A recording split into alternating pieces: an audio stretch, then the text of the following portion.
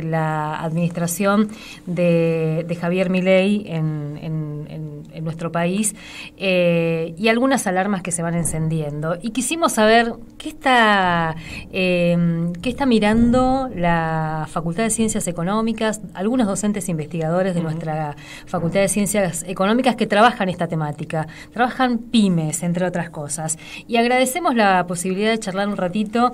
Están dos docentes investigadores de la facultad, forman parte de este parque de apoyo técnico de económicas que se conoce como PATEC. Estamos hablando de Daniel Benítez y Juan José Moriena.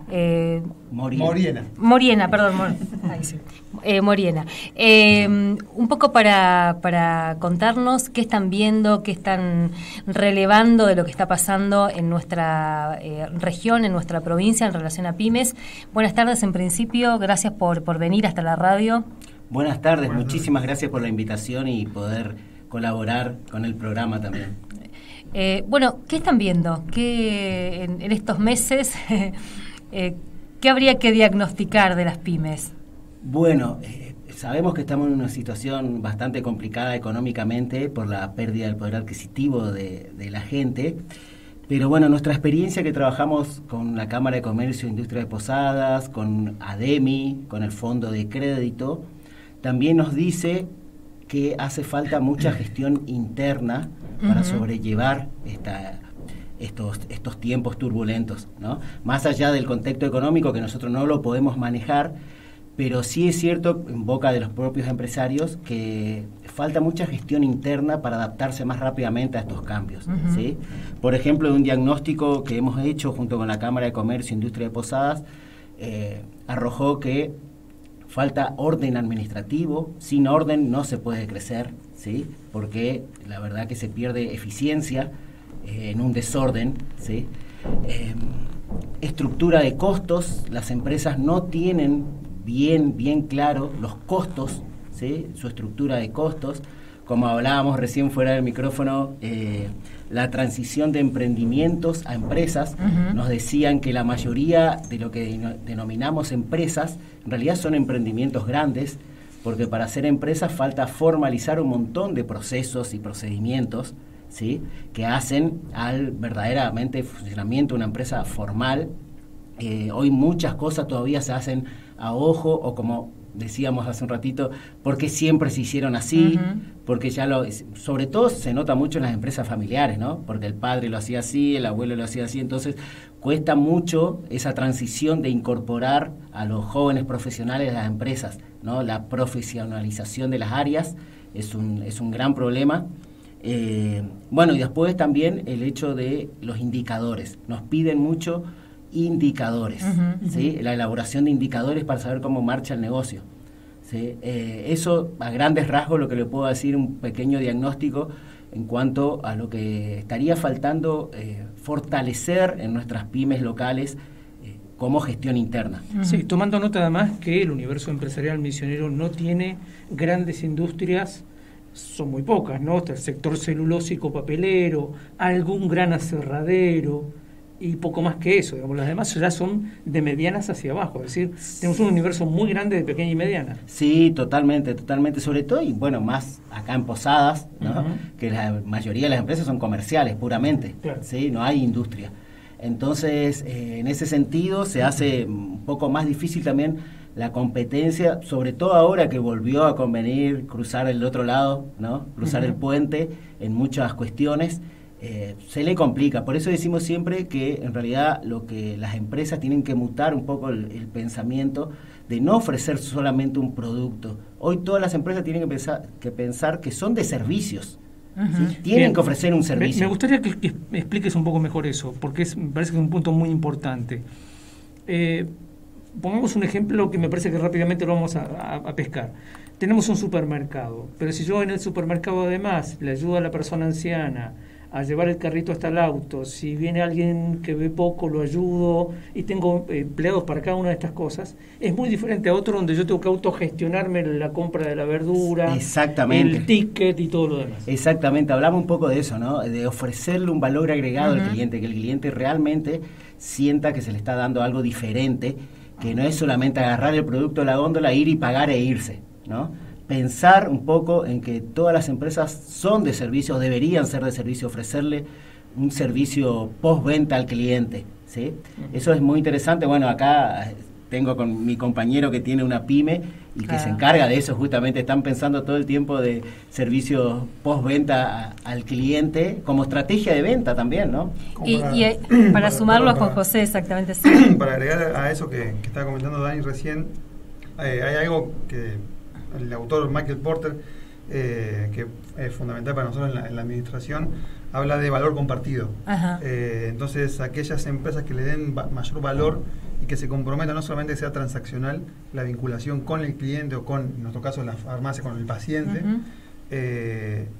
dinamiza mucho más el modelo de negocios, sobre todo pensando, por ejemplo, hablando del supermercado, que hoy está a través de las acciones de acción cooperativa del Ministerio, está la hora azul, que se le denomina una hora a la semana, por lo menos para la gente que tenga TEA, que persona con trastorno espectro autista, que bajar la música, apagar un poco de luces, que sea todo un poco más previsible, sin tanto alboroto que uno está tan acostumbrado, pero las personas que tengan TEA no lo toleran, entonces también te genera un diferencial, como me importa la sociedad y no solamente quiero venderle. Entonces, el valor compartido creo que arma un cascarón mucho más potente frente a golpes que vengan desde afuera. Este escenario, porque uno pensaba hasta el año pasado, con además las asimetrías favoreciéndonos, entre comillas, ¿no? Favoreciendo al comercio en posadas, había como un impulso, había gente invirtiendo, entre comillas, pensando desde servicios a, no sé, propuestas gastronómicas, pensando en Paraguay y Brasil también, y ahora este parate. Con eso tiene que ver de aprender un poco a acomodarse, sobre todo porque estamos en la frontera también, ¿no? ¿Cómo lo ven eso ustedes? ¿Cómo eso se discute y si se previó este escenario además? Yo creo que ahí parte un poco de lo que es la planificación. El otro día, justo en la última clase que estuvimos en la licenciatura en gestión universitaria, hablábamos entre la diferencia entre lo que es la realidad y lo que planifiqué. Esa brecha se llama problema. ¿Cómo gestiono? Entonces, no es el problema de la situación, sino qué expectativa teníamos nosotros de qué iba a pasar. El último semestre pasado, el del 2023, estábamos terminando ahora de una materia optativa en la facultad, que era gestión de pymes. Entonces, cuando ideamos el plan de estudio de este cuatrimestre, era completamente distinto, porque había mucha liquidez, había un consumo en alza, pero fomentado por una alta tasa de inflación. Entonces, hoy justo estaba hablando a la mañana con un proveedor que nos visitó en el negocio, y me decía que estaban empezando a haber problemas de liquidez, precisamente a la inversa de lo que fue la vez pasada. ¿Por qué? Porque ante una alta tasa de inflación, lo que te conviene es estoquearte, pateo cheques a lo más que pueda, y hoy con la caída del consumo tenés que salir a pagar sueldos, tenés que salir, además tenemos la ley de bases, esta famosa que salió, que uno decía, bueno, se aprueba la ley de bases y repunta todo, y se aprobó y nos pasó tanto, pero porque ya estaba descontado en el mercado, estaba descontado cuando vino el nuevo gobierno. Hubo una leve, entre comillas, no sé si para bien o para mal, nivel de optimismo, pero el problema son ahora la regulación, por ejemplo, de los servicios públicos, de telefonía, de cable, o sea, los costos fijos cada vez te van empezando a ser más rígida la estructura, y si tenés una falta de liquidez, te empieza a jugar un poco con viento en contra. Ahora, yendo un poco a esto que preguntaba también Alicia, digamos, este es un país que tiene ciclos y flujos que se repiten, digamos, cada tanto nos pasa una cosa como esta. Entonces, ¿se puede contemplar dentro de eso que se llama planificación una mirada un poco más amplia en el tiempo? Es decir, tranquilo que esto que se ve como una enorme liquidez y como visita de compradores de otros países, la diferencia cambiaria, etcétera, no va a ser eterno. Es decir, la cautela es un recurso que se contempla, o a veces uno se deja llevar por los impulsos a la hora de planificar. Y la coyuntura que no te tiene que tapar lo importante, o sea, el largo plazo. Que si lo urgente te tapa lo importante todo el tiempo, estás gestionando mal esa planificación. Entonces, no es recomendable, es una obligación que manejemos, o entre comillas, tratemos de hacerlo, la gestión de escenarios. Entonces, darle también ponderaciones de, bueno, el escenario optimista, ¿Qué hago o qué haría si voy por el optimismo, el neutro normal o el pesimista? En base a eso, la experiencia, la lectura que uno puede ir llegando a tener y también un poquito, no sé si suerte, pero de olfato, de conocimiento, especializaciones, empezar a ponderar esos 3 escenarios respecto a, yo creo que va a ir para acá, creo que va para acá. Entonces, tener ese plan de contingencia es necesario porque fundirse es lo que le decimos a los alumnos. Fundirse es muy fácil. O sea, nosotros fundirse se funde cualquiera. Romantizamos el emprendedurismo, el emprendimiento y fundirse. O sea, eso quería. Está muy romantizado el hecho de ser emprendedor. ¿Sí?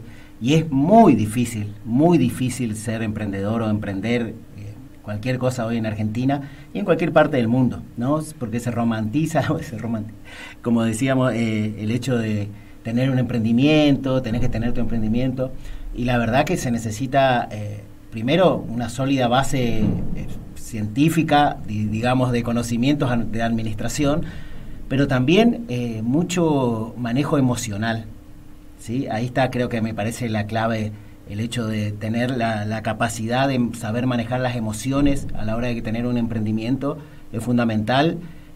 Y bueno, y planificar. Siempre recuerdo en la época de bonanza, si se quiere, hace unos años, cuando convenía invertir aquí, sobre todo había muchos locales gastronómicos, y en pleno auge de eso, un empresario conocido aquí estaba preocupado, ¿no? Y charlando con él decía, ¿por qué? Porque él no veía que eso fuera por acciones propias del empresariado local o del gobierno local, ¿sí? Era una coyuntura económica que sucedía y que en ese momento convenía y nada más, no era por alguna acción específica de acá. Y decía, ¿qué va a pasar cuando se abra el puente? De nuevo, y convenga ir allá, ¿no? Porque acá no le estaban dando ningún valor agregado, decía él, ¿no? Y siempre era motivo de discusión con sus pares eso. Decía que el hecho de lo bien que iba acá se debía a la coyuntura, no se debía a acciones propias del empresariado. Y eso es un riesgo de continuidad para cualquier emprendimiento. Claro, sí, totalmente. Ahora cambió un poco la mano y estamos complicados. Y hoy, si uno piensa la situación de las pymes en Misiones, digamos, ¿no? Teniendo en cuenta también, decía Miguel, un poco las características que tienen las pequeñas y medianas empresas. ¿Cuál es hoy esa situación? Suspiramos un poco. La verdad que, vamos a poner en términos de una frase. A las nubes le importa poco lo que digan los meteorólogos. Entonces, nosotros le damos demasiada importancia a lo que digan desde Buenos Aires. Ajá. Entonces, yo creo que, por ejemplo, si yo te digo, ahora el jueves creo que sale el nuevo REM, que es el Reglamento de Expectativa de Mercado, que te va a decir, bueno, cuál es la tasa de inflación esperada, qué sé yo. Ahora, si uno se guía por la media, y sobre todo a nivel nacional, está mirando una película que no tiene que ver. Porque tenemos que ver lo que nos pasa dentro de la provincia y sobre todo dentro del municipio, y mientras más micro sea nuestro análisis, más fuerte sea para nosotros. Después podemos salir a contemplar distintas realidades, porque distinto realidad tiene una pyme que esté en el interior de Misiones, que esté en Posadas, que está cerquita de Corrientes. Además, nosotros tenemos mucho más cerca grandes centros de consumo de otros países que de Buenos Aires o de Santa Fe. Entonces, en un radio de 500 kilómetros de Argentina tocamos mucho, pero no tanto. Entonces, yo creo que lo que tenemos que determinar es mirar, sobre todo esto que decían del tema de la política, ver cuáles son las ofertas, qué te ofrece el gobierno, sobre todo acá en provincia, para apalancarte y poder hacer que tu negocio tenga sostenibilidad. Sobre todo articulando este ciclo. Porque cuando repuntó, cuando se cerró el puente y nos dimos cuenta, la cantidad de plata que se va para afuera. Entonces ahí tuvo una revitalización que después no queríamos abrir el puente. Estamos bien así. Pero bueno, el ciclo ese de apertura, de cierre, de que conviene de un lado o del otro, yo creo que te hace analizar tu unidad de negocio, tu propio establecimiento, tu propia empresa, tu propia fábrica. Porque si nos guiamos por el índice de inflación del mes, y yo lo veo con el índice de farmacia, por ejemplo, el nuestro, no tiene nada que ver. Entonces yo tomo decisiones como si fuese la media, y estoy tomando decisiones con una película, o sea, con un manual. Sí. ¿Y dónde está la diferencia, digamos? ¿Dónde está que estamos mirando mal ahí? No es mirar mal, sino mirar en particular. Una cuestión es la mirada general de la economía, y después irte a distintos índices. Por ejemplo, el de supermercado tiene un índice distinto que el de farmacia o el de construcción. Entonces, depende de qué rubro yo voy a estar atacando o previendo invertir, ahí me va a convenir hacer un análisis más fino. Como la macro sí está bien el análisis de, bueno, bajó 1,7, bajó 2%, 3%. Ahora, ¿en qué rubro estoy yo? Y en base a eso sí tomar la decisión. Se habla, por ejemplo, en el caso que vos sos de farmacia, de que bajó el consumo de medicamentos casi en un 40%. Eso es en Misiones. ¿Ese dato sirve para entender lo que está pasando acá también? ¿O? Lo tenemos que tomar como datos de nuestros negocios. Ajá. Siempre el análisis más fundamental es el que tenemos en nuestro negocio y después compararlo con el índice de proveedor. O sea, vos te visitan los proveedores y vos vas charlando con, che, cómo está la calle, cómo está la media, cómo está la competencia. Entonces ahí te vas empezando a comparar como primariamente. Pero por ejemplo, de vuelta, recién había visto el informe del INDEC de industria farmacéutica, 300% de aumento. Ahora vos empezás a hablar y son pesos. Claro. O sea, el consumo sí cayó, se vino a pique. Hoy se me viene en la cabeza la frase esa de ganar es perder lo menos posible. Hoy la idea es tratar de perder lo menos posible. No te digo de repuntar el consumo de hace un año atrás, sino por lo menos, bueno, sé que voy a estar en rojo, tratemos que sea un amarillo, ¿no? Claro. No tanto rojo. Volviendo un poco a lo que ustedes planteaban más temprano, entonces, en un universo PYME general, que es un poco lo que tenemos en digamos, distrito capital, para no decir solo Posada, Garupa, Candelaria, sí. Donde ya no pesa tanto la compra extranjera, hay que barajar y dar de nuevo casi, ¿o no?, a la hora de la planificación. Sí, totalmente. Sobre todo, y insisto con esto, hay que capacitarse, ¿no? Porque hoy han cambiado, la pandemia ha transformado un poco también las necesidades de la gente. Hoy todos queremos las cosas ya, ¿sí? No queremos esperar 30 días, 15 días. Por eso hoy creo que la eficiencia justamente en los proveedores de servicios pasa por la respuesta, el tiempo de respuesta al cliente. Y hay que buscar nuevas estrategias de venta, ¿sí? Ver qué se está haciendo en otro lado, ver si se puede replicar aquí. Hay que buscarle la vuelta, muy complicado, pero insisto con esto, la capacitación es clave, ¿sí? En todo esto. No alcanza con el entusiasmo, ¿sí? No alcanza con el entusiasmo. La motivación es buena, pero mejores son los sistemas, ¿sí? Hay que darle a las empresas, a la gente, un sistema, una estructura en la cual desarrollar las actividades. Me quedaba pensando lo que decías hoy del emprendedurismo y esto de enamorarse un poco de esa figura y de esa... emprender sin el Estado es un desafío, ¿no? Porque algunos te proponen dinamitemos el Estado, saquémonos de encima al Estado y vayamos a emprender. ¿Cómo es eso? No, es un extremo ilógico, ¿no? No se puede hacer nada... sin el Estado, pero yo no lo digo como un Estado benefactor o que te esté subsidiando, ¿sí? Un Estado que facilite el desarrollo de las pymes, ¿sí? A través de diferentes programas, diferentes... la capacitación misma. Diferentes modalidades de financiamiento, como otorgan varios organismos aquí en la provincia, por suerte, como el Fondo de Crédito, entre otros. Digamos, de ese punto de vista se necesita siempre al Estado, ¿no? Como un regulador del mercado. El emprendedurismo también tiene un lado B, cuando uno dice, no, pues ¿qué lugar emprendedurismo? ¿No? Y hay que ver si son emprendedores por vocación, porque quieren ese desafío o porque no les queda otra. Porque perdieron su trabajo, porque no lo encuentran, porque tengo que comer y tengo que inventar, pero en realidad quiero buscar algo en relación de dependencia. Entonces, hay que desmitificar un poco ese emprendedor. No, si pues somos todos emprendedores. Vos querés ser emprendedor, no te queda otra. Entonces, porque si no te queda otra... cuando te quede otra, vas a dejar de ser emprendedor. Entonces, también planificar cómo reinserto a las personas que se fueron cayendo del sistema por el trabajo informal, porque cerraron las empresas, porque se reestructuraron y tuvimos que cambiar toda la estructura. Entonces, hay que tener mucho cuidado cuando se habla de emprendedurismo, porque se romantiza de vuelta. El 14 de febrero, que no No dura mucho. Ustedes que están en la universidad, ¿hay mucho de eso en los pibes que están formándose y que quieren, bueno, yo no quiero tener un patrón, no quiero tener un jefe, no quiero tener horarios, no quiero tener... y yo me acuerdo, había un chico que vendía chipas acá en la entrada de la facultad, un pibe que estudiaba también, creo que en económicas, y él estaba fascinado con ser emprendedor, porque yo puedo manejar mis tiempos y demás. Y digo, pero vos tenés 21 años, de acá cuando tengas 45, capaz que es otra la idea. ¿Está instalado ese discurso, un poco ese imaginario en los más jóvenes? Y ahora en el primer cuatrimestre que está finalizando, ahora hicimos una encuesta dentro de los alumnos y la segunda opción más elegida fue tener mi propio emprendimiento. Entonces, dentro del PATEC está Incuba, que es el incubador de emprendimiento de base social, y la idea es, bueno, ustedes quieren ser emprendedores, acérquense, vean la realidad y después decidamos, porque si no quedamos con la novela esta romántica, claro. Y después la realidad es, o sea, y también hay otra cuestión, por ahí no tenemos que decirle que es tan fácil. El tema, sobre todo, los tratos, las relaciones personales son difíciles, son muy tirantes, son muy tiranas muchas veces en relación a las maneras de tratarse en la calle, sobre todo.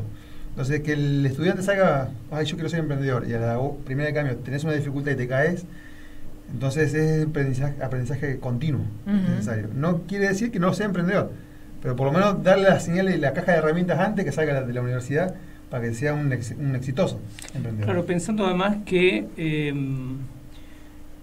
digamos, del universo de los que se inician en esto, pasa como los que ingresan a las inferiores de un club. Sí. Entran 4.000 y posiblemente a primera vayan, de esos 4.000, 8 o 9 con suerte, porque algunos los compran en otros clubes, y de esos 8 sobresalen y llegan 1 o 2. El 70% se funda antes de los 5 años. Ese es el mapa.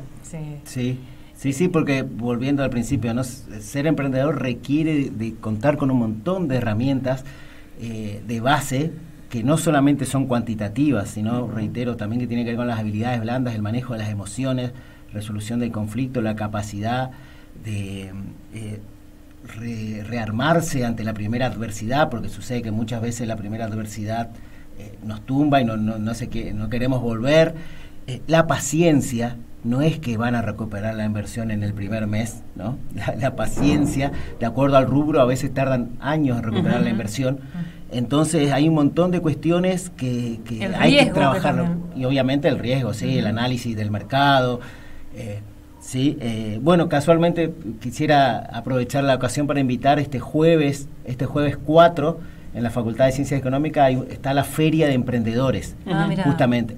¿De qué se trata? Son emprendedores que han sido capacitados, ¿sí?, en el PATEC, en la incubadora de empresas en Incubas, capacitado a través de diferentes herramientas que se los fue preparando para que recién ahora puedan ellos salir a la cancha, como decimos, puedan ofrecer sus productos.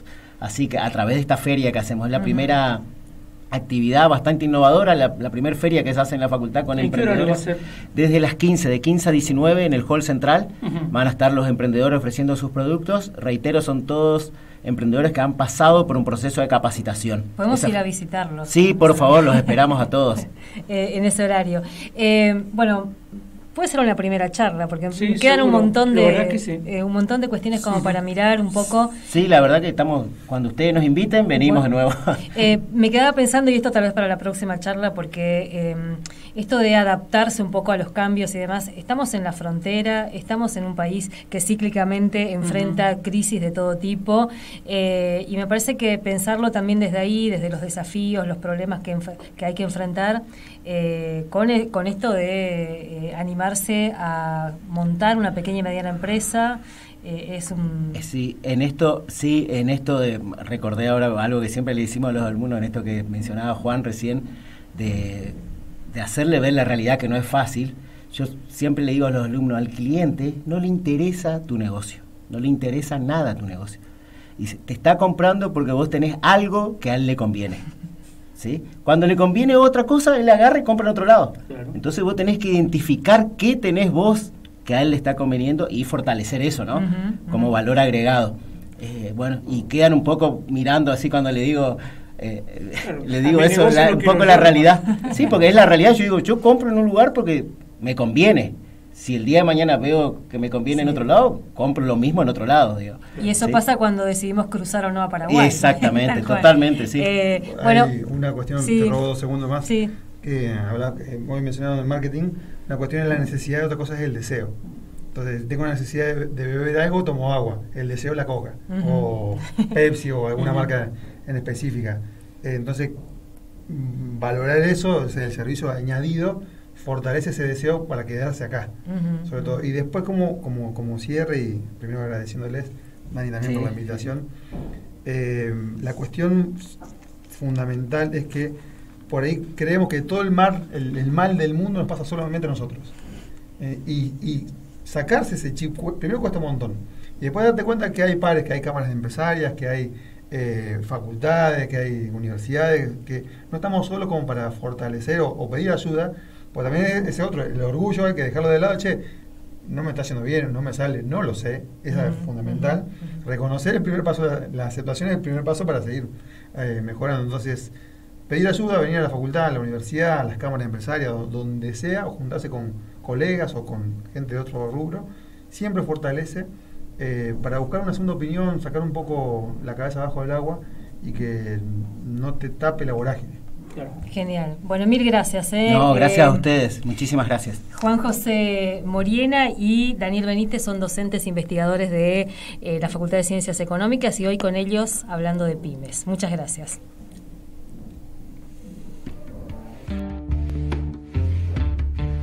Ocupar, resistir, producir.